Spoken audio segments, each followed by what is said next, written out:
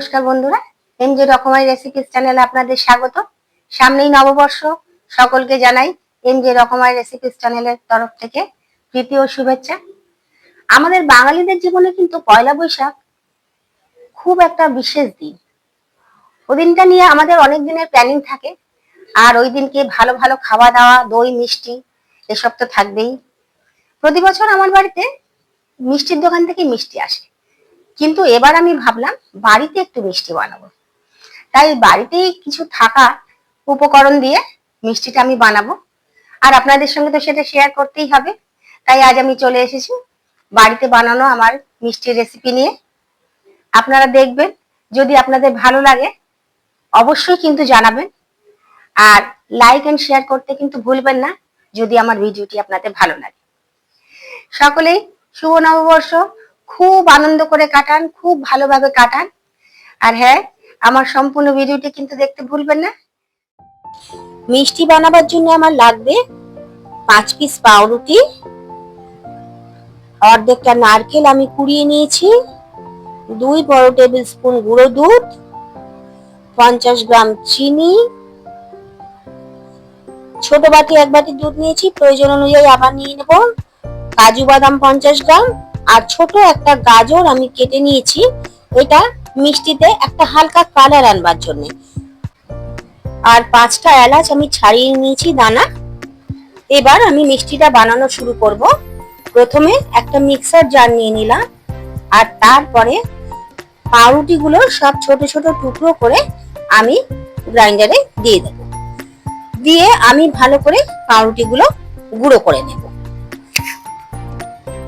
এবার আমি চিনি আর কাজু বাদামটা একসঙ্গে গুঁড়ো করে নেব, সঙ্গে যে 5খানা এলাচের দানা আমি ছাড়িয়ে নিয়েছি সেটাও আমি দিয়ে দেব। চিনি আর কাজু বাদামটা গুঁড়ো করা হয়েছে, স্মুথ একটা গুঁড়ো তৈরি হয়েছে। এই পর্যায়ে যে গাজরটা আমি নিয়েছি সেই গাজরটা আর অল্প একটু দুধ দিয়ে আমি একটা পেস্ট তৈরি করে নেব। এই গাজরের পেস্টটা আমি দেব মিষ্টিতে একটা হালকা কালার আনার জন্য।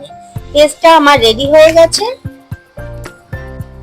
এবার গ্যাসে আমি একটা প্যান বসিয়ে দিলাম, আর তাতে যে নারকেলটা আমি নিয়েছি, অর্ধেকটা নারকেল আমি কুড়িয়ে নিয়েছি, সেটা আমি দিয়ে দেব।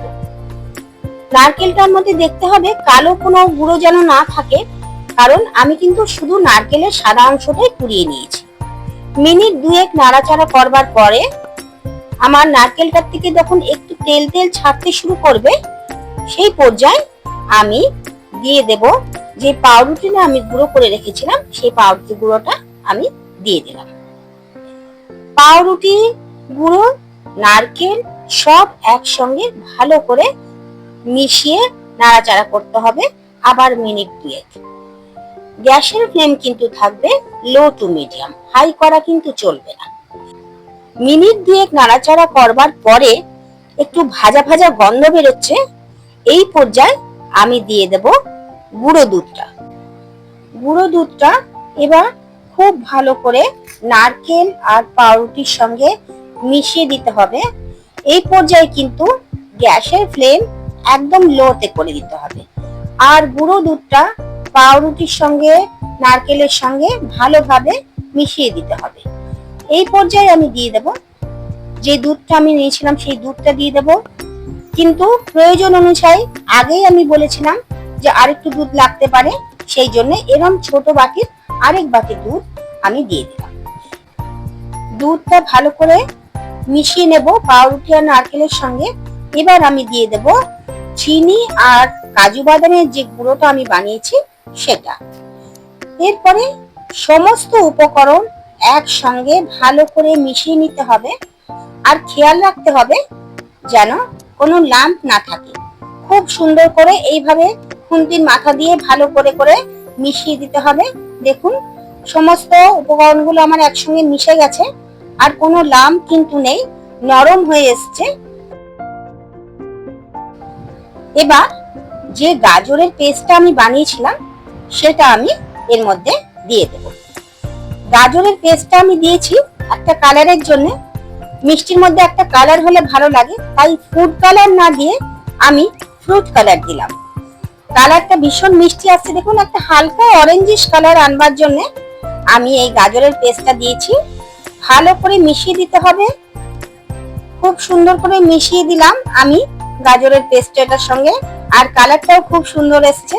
এবার ততক্ষণ নাড়াচাড়া করে যেতে হবে যতক্ষণ না পুরো পাত্রটা ছেড়ে দেয়। দেখুন কি সুন্দর পাত্রটা পুরো ছেড়ে দিচ্ছে। আমার উপকরণটা একদম ভালো করে ভাজা ভাজা হয়ে গেছে। এইভাবে প্যানের মধ্যে যখন মন্ড তৈরি হয়ে যাচ্ছে, তার মানে আমার মিষ্টিটা একদম রেডি হয়ে গেছে। গ্যাস বন্ধ করে দেব।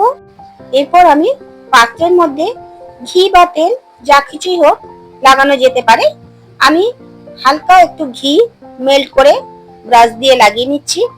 এরপরে মিষ্টিটা এর মধ্যে দিয়ে দেব। ট্রের মধ্যে দিয়ে ভালো করে ছড়িয়ে দেব। খুন্তির মধ্যে একটুখানি তেল বা ঘি যদি লাগিয়ে নেন, তাহলে পাত্রের মধ্যে মিষ্টিটা ছড়িয়ে দিতে খুব সুবিধা হয়। এইভাবে শেপ আনতে খুব সুবিধা হবে। ওপরটা ফেটে ফেটে যাবে না, একদম প্লেন করে দেওয়া যাবে। এইভাবে সুন্দর করে দেওয়ার পরে আমি কিছু কেশর উপর থেকে ছড়িয়ে দেব। মিষ্টির মধ্যে কেশরের গন্ধটা ভীষণ ভালো লাগে। এরপর কিছু কিশমিশ আমি উপরে দিয়ে দেব, আর তারপরে 1 ঘন্টার জন্য আমি ফ্রিজে রেখে দেব। 1 ঘন্টা পরে আমি ফ্রিজ থেকে বের করব। আমার মিষ্টি একদম সার্ভ করবার জন্য রেডি। যেভাবে ইচ্ছে শেপ করে কেটে নেওয়া যেতে পারে। আমি স্কোয়ার শেপ করে কেটে নিচ্ছি। মিষ্টির কালার দেখুন কত সুন্দর এসছে, খুব সুন্দর লাগছে দেখতে, আর গন্ধও বেরিয়েছে খুব ভালো। সুন্দর করে কাটা হয়ে যাচ্ছে, ছুরির সঙ্গে লেগে যাচ্ছে না। এভাবে সুন্দর করে বেরিয়ে আসছে, একদম পুরো স্কোয়ার শেপ হয়ে মিষ্টি বেরিয়ে এসছে। আপনারাও নববর্ষে এরকম মিষ্টি বাড়িতে বানান। কেমন হলো আমাকে অবশ্যই জানাবেন। সকলে নববর্ষ খুব ভালো করে কাটান। দেখা হবে আবার পরের ভিডিওতে। সবাই ভালো থাকবেন, সুস্থ থাকবেন। নমস্কার।